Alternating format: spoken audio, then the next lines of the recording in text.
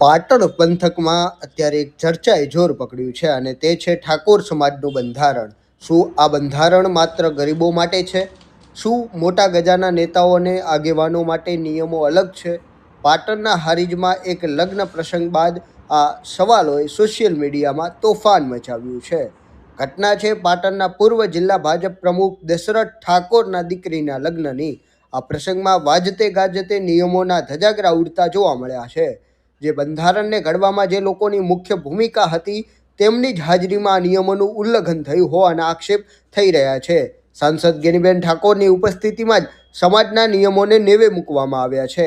સમાજના બંધારણ મુજબ લગ્ન પ્રસંગમાં માત્ર એક જ મીઠાઈ પીરસવાનો નિયમ છે, પરંતુ અહીં તો વીવીઆઈપી ભોજન અને વીઆઈપી કંકોત્રીનો દબદબો જોવા મળ્યો છે. એટલું જ નહીં, હલ્દી રસમ અને ભવ્ય એન્ટ્રી જેવી પ્રથાઓ પર પ્રતિબંધ હોવા છતાં હાઈ પ્રોફાઇલ લગ્નમાં બધું જ જોવા મળ્યું છે. હવે આ મામલે સોશિયલ મીડિયામાં પોસ્ટ વોર શરૂ થયું છે. ગબ્બર ઠાકોરના ભાઈ અર્જુન ઠાકોરે ફેસબુક પર પોસ્ટ કરીને વેધક સવાલ પૂછ્યા છે કે શું બંધારણ માત્ર અમારા જેવા સામાન્ય લોકો માટે જ છે? લોકો પૂછી રહ્યા છે કે જો આગેવાનો જ નિયમો નહીં પાળે તો ગરીબ જનતા પાસે અપેક્ષા કેમ રાખવામાં આવે? એક તરફ સમાજ સુધારણાના નામે કડક નિયમો બનાવવામાં આવે છે, તો બીજી તરફ વગદાર લોકો તેના સરેઆમ ભંગ કરે છે.